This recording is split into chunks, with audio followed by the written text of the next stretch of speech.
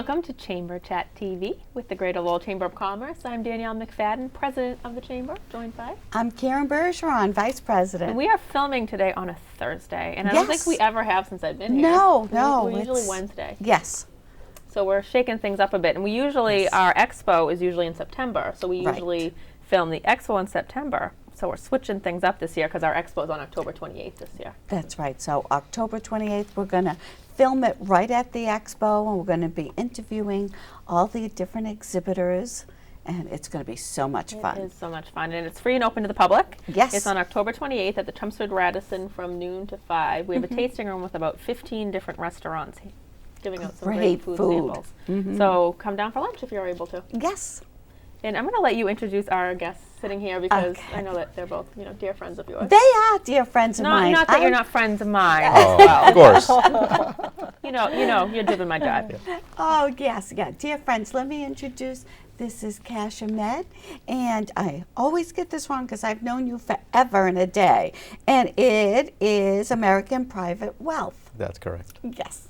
And, so Ben Penn, and she is the managing partner of Khmer Post USA.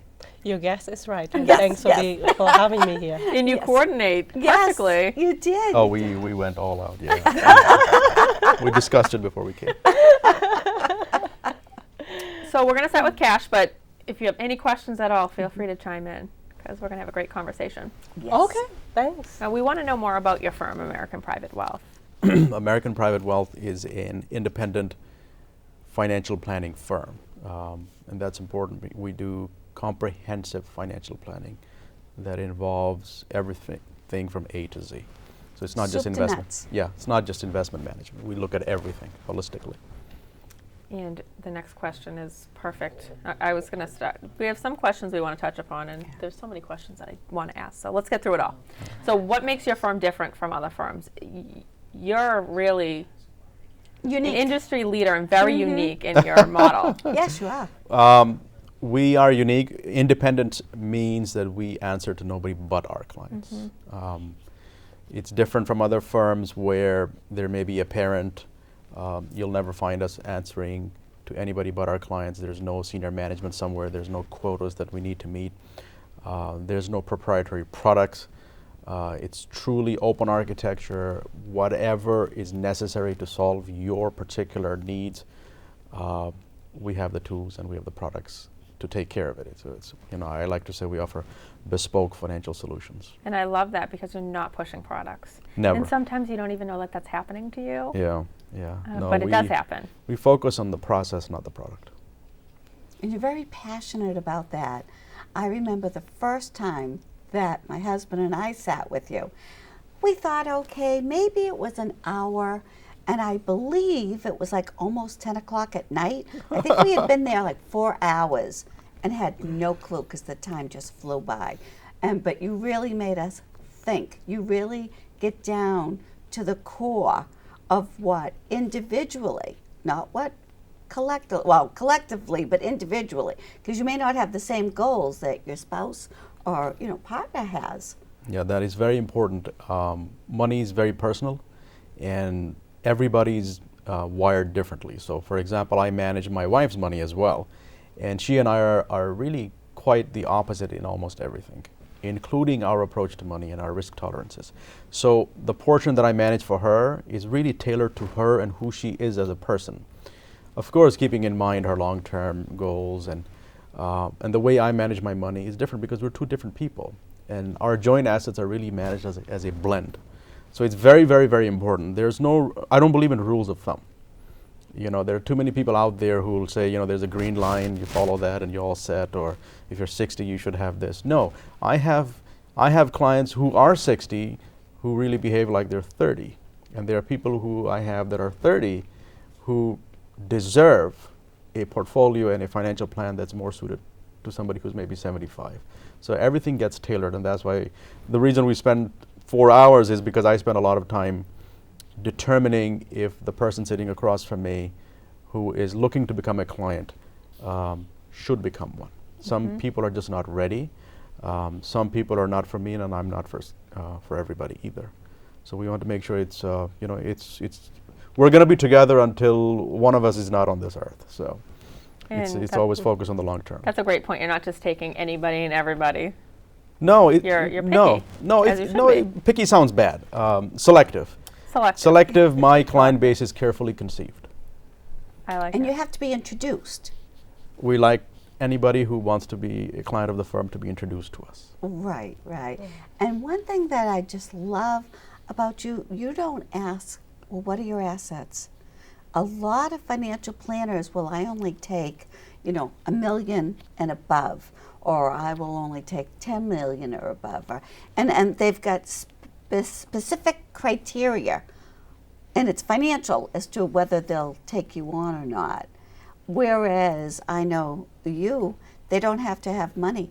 They just have to have the desire to learn how to save money and prepare for their future. That's very important because I want to enjoy. If I wake up in the morning and I look at my calendar and it says Karen Berger on 11 a.m., I need to be bouncing off the walls because I can't wait for 11 a.m.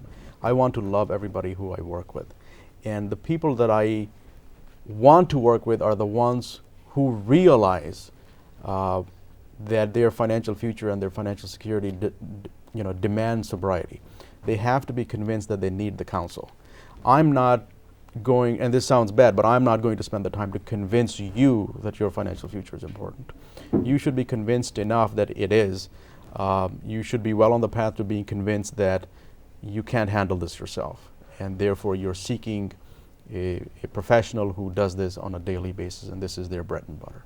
So the people who typically walk through my door are already well on the path to realizing that they need to take a handle on this. Generally 9 out of 10, they don't know what they're doing, and that's why they seek our counsel. But sometimes you have somebody who can very well do it on their own, but they just don't want to because they want to do other things like spend time with their families or actually focus on their profession.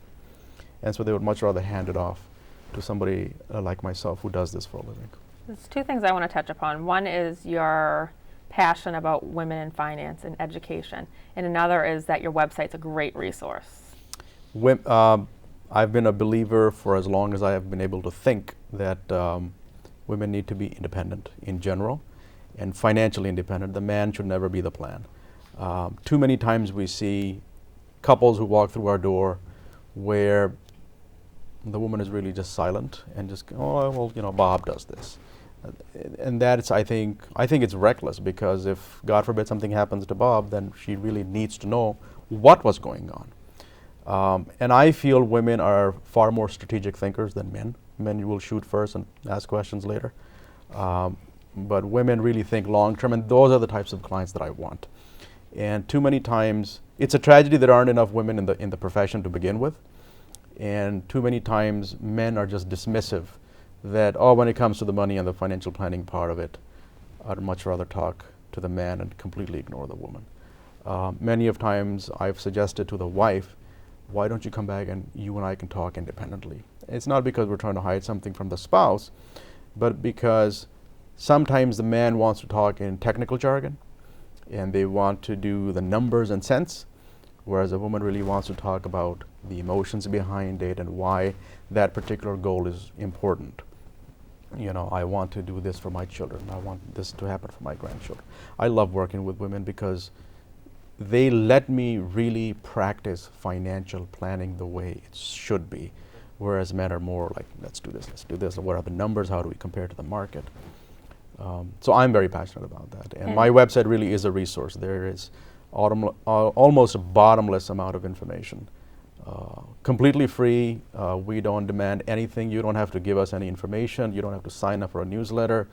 You don't have to do anything, just download it. We don't capture anything. I don't look at website statistics, who visited, when they visited. I'm not interested. Knowledge should be given. It shouldn't be sold in exchange for something. You're passionate about knowledge and sharing it. A lot of people, they're really not aware as far as credentials. And I know that you're very modest and that you're not, but you really have the credentials and the experience to back up why you're such a great financial planner. I didn't realize until I started getting congratulation notices yesterday on LinkedIn that, you know how LinkedIn will let you know you've been Yes. doing a certain thing for a certain That you number of don't years. even remember that you've been doing. Right, and I'm like, it says, you know, I am celebrating 15 years as a professor, and I didn't realize it. I'm like, I've been teaching investments for 15 years at the university level. So I think there is that rigor that I bring to it. But no, really, knowledge it should be given, you know, and if somebody wants to then come back and say, well, I got that knowledge from you, can you explain this? And we're happy to do that. Or, you know, with that knowledge, we determine this is what we need to do. Can you help us implement it? And that's where we will step in. And you're a family man too, so you're not just looking Yes. at this, you know, brilliant guy who's a professor and a financial planner. You have a family. You understand. Go what ahead, it's say like. it. You can. I- Go ahead. He has 4 girls. It's like my favorite story ever. Every mixer, I'm like, have you met Cash? He has 4 girls. I can't help myself. But I mean, you're a down to earth guy. You're easy to talk to. Family is very important. I think family, certainly in my case, my family comes before anybody else. You know, I've been at this for a long time. I'm involved in a lot of things. You know, pro bono work with the military. I give lectures in all kinds of places, but all of that has to come after family. I'm not chasing financial success or other types of success at the expense of not knowing who my family is. I don't want, you know, my daughters to be turning 21 and then walking out the door and saying, great, you know, you're successful, but we have no idea who you are. That's something that you'll never be able to get back. Yes, And time. so for family is number one. And that's why when I say carefully conceived client base, all of those people become, Karen's my family. You know, Karen knows everything about me and vice versa. So family in every respect is important. And that's true. I see how you Yes. interact with each other. I love him dearly. He is family. It's so true. But you touched about your work with the military. I have deep, deep respect for people who serve in any uniform, and especially people in the military. They give so much. I respect them because they're just able to take orders, and that's something that I just can't do. I could never serve in the military. And the sad thing is there is an army, no pun intended, of people out there who are looking to take advantage of our men and women in the military. Our government gives very generous benefits to people in the services. And there are people out there who are looking to take advantage of the fact that our men and women in uniform don't know the generous services that are available to them and the benefits they get, and they're out to get them and steal those things away from them. And unfortunately, basic financial planning is sadly not taught in our schools or in military boot camps. And a lot of our soldiers are just really unaware of where to begin and what to do. And I do pro bono. Any soldier, any family member of somebody who is serving, has served, my door is always open to them. There is no cost, there's no anything. And I generally don't do complimentary consultations for anybody, so only for soldiers. Oh, that's a perfect note for you to give your information, because I'm sure there's plenty of people watching today that would be interested in your services. And thank you for that. That's wonderful. Absolutely. You can go to our website, AmericanPrivateWealth.com. Thank you so much. You're welcome. Thank you. And we're going to be back with Sobin, and you share a lot of the same values, so I'm Yes. excited to bring Sobin into this conversation. Very cool. You're watching Chamber Chat TV.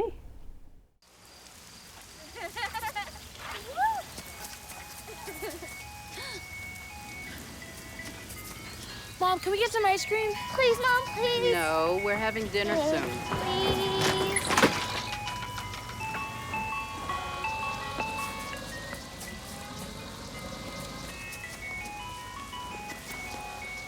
You don't have to be perfect to be a perfect parent.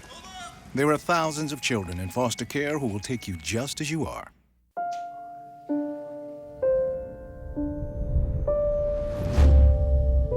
What if a disaster strikes without warning? What if life as you know it has completely turned on its head? What if everything familiar becomes anything but? Before a disaster turns your family's world upside down, it's up to you to be ready. Get a kit, make a plan, be informed today. Learn how at ready.gov. You realize that 49 million Americans struggle with hunger? That's 1 out of every 6 Americans.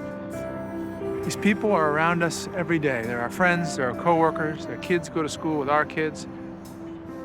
Sometimes we're not even aware that they're struggling. This problem is closer than you think. So is the solution. Play a role in ending hunger. Visit feedingamerica.org/hunger and find your local food bank.